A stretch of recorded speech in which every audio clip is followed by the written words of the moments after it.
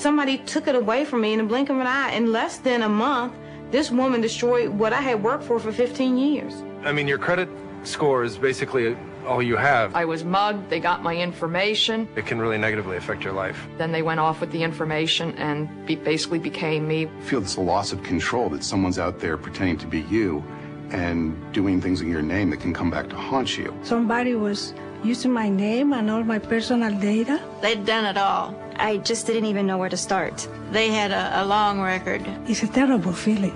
Identity theft. It happens when your personal information is stolen and used without your knowledge.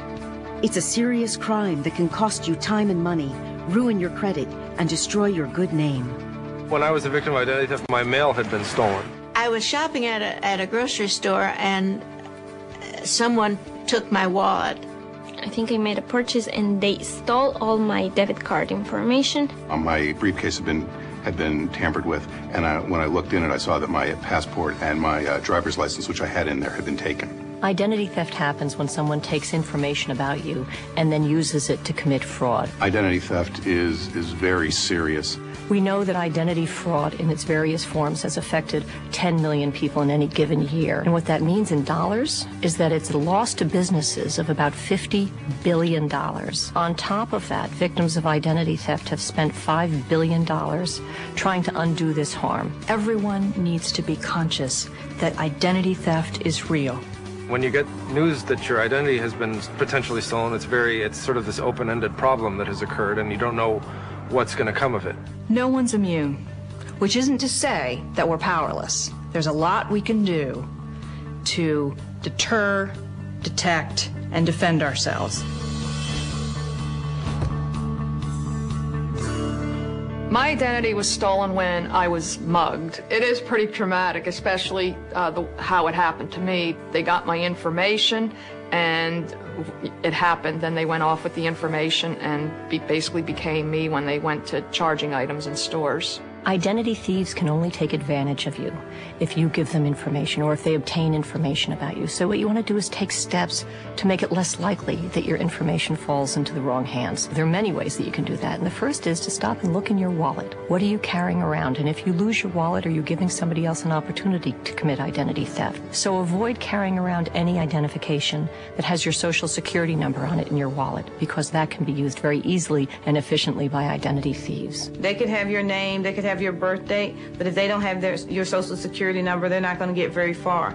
But all they really need is a social security number, and they can misspell your name and still get credit. The only place that social security card number should be is in your head and protected somewhere at home where you keep your other valuables. And if someone asks you to provide a social security number, ask them why they need it, how they're going to keep it, how they're going to safeguard it, because you don't want that number to fall into the wrong hands. I had an incident that I thought was a valid reason to give out information until they asked for my social security number. I went as far as the first 3 digits. I thought, gee, they don't need that. And then I hung up.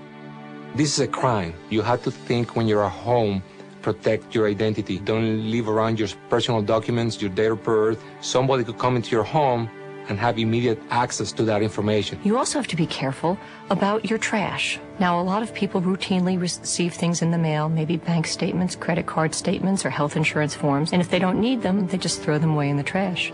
They shouldn't do that. Everyone should invest in a shredder. So before they dispose of these critical documents, you shred them. Identity thieves, don't worry about getting their hands dirty. They will go through your trash to retrieve these documents. They go where the information is. They'll steal your mail, they will steal your trash, they'll steal your wallet, and that's how they get information about you. Deter identity theft. Protect your social security number. Shred financial documents and paperwork with any personal information before you throw them out. Never give out personal information on the phone or internet unless you know who you are dealing with.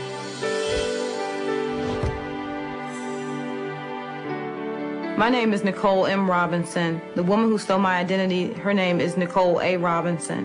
She stole my information from the pharmaceutical company that she works for. After this happened, it devastated my financial life. I ordered my credit reports, and I received a credit report in the mail that was 54 pages long. It had over 170 accounts, 140 of them were in collections. It had 42 different names and 65 different addresses on it.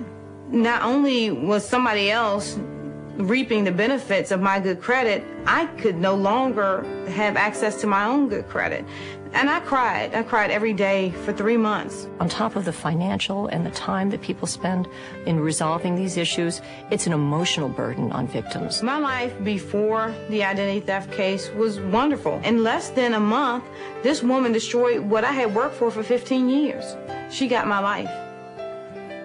If an identity thief uses, for example, your Social Security number and applies for new credit in your name, as opposed to raiding an existing account, there may be no way for you to know about it unless you've checked your credit report and you see that a new account that you didn't even know about has been opened in your name. That's why it's very important to monitor your credit report regularly. Detect identity theft. Check your credit report at annualcreditreport.com. Federal law gives you the right to a free credit report every year from the 3 national consumer reporting companies. Review your financial accounts regularly. Look for charges you did not make.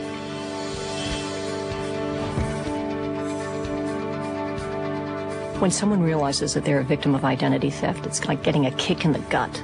You know, you feel paralyzed for a moment, but it's really essential for victims to move quickly and deliberately in starting to resolve the problems that arise from identity theft. I did what everybody knows to do, and that's call your credit card companies and cancel your credit cards. However, that's not enough. There was one major bit of information I did not have, and that was to call the 3 major credit bureaus. And I did not do that, and what happened was this person then went back. She was able to reopen the credit cards that I canceled. She was also able to open new credit cards in my name. If you find you've become a victim of identity theft, the first thing you need to do is contact one of the 3 major credit reporting agencies and have them put a fraud alert on your file. You got to take it seriously. You even suspect it, you got to put fraud alerts on. You got to take the steps to protect yourself, and you got to inform yourself about what to do so that when it does happen to you, you can do it quickly because time is critical. You next want to contact each of the creditors or other institutions where your information has been misused. Then you follow up in writing and dispute these accounts and get a letter from them resolving these disputed fraudulent accounts. The FTC has an affidavit, which in my case I used, to write out your explanation of what happened that you can then use to submit to creditors trying to collect on fraudulent accounts. When you're trying to tell them, look, my identity was stolen, it helps prove it to them.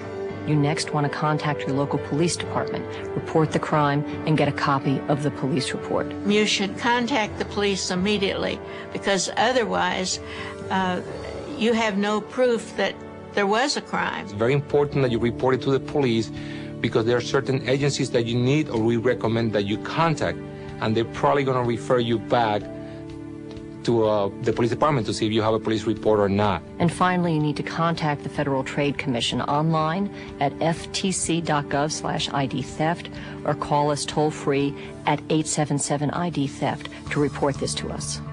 Defend against identity theft.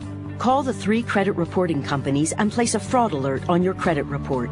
Then ask for the free credit report you're entitled to. Close any accounts that you suspect have been tampered with or opened fraudulently. Start by calling the security or fraud department of each company, follow up in writing, and include copies of supporting documents. File a police report.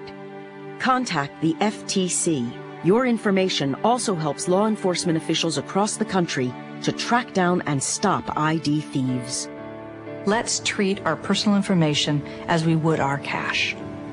Let's safeguard it, whether we're at home, whether it's in our purse or our wallet, or at our office. Your personal information is cash, and in the wrong hands, it can destroy your life. The FTC plays a central role in helping victims avoid and recover from identity theft. So we have developed substantial consumer education material that's available on our website at ftc.gov/ID theft. Identity theft is serious, but even if your identity has been stolen and there has been, fraudulent accounts open in your name, you can defend yourself and get those resolved in your favor. There are times when you just do not want to finish and you just want to say, forget it, I can't do this anymore. But you have to find that way inside of you to just keep going because this is something that if you don't clear, it definitely affects the rest of your life. What I want is for us to create a culture of security for our personal information so that this crime in the future will be diminished greatly.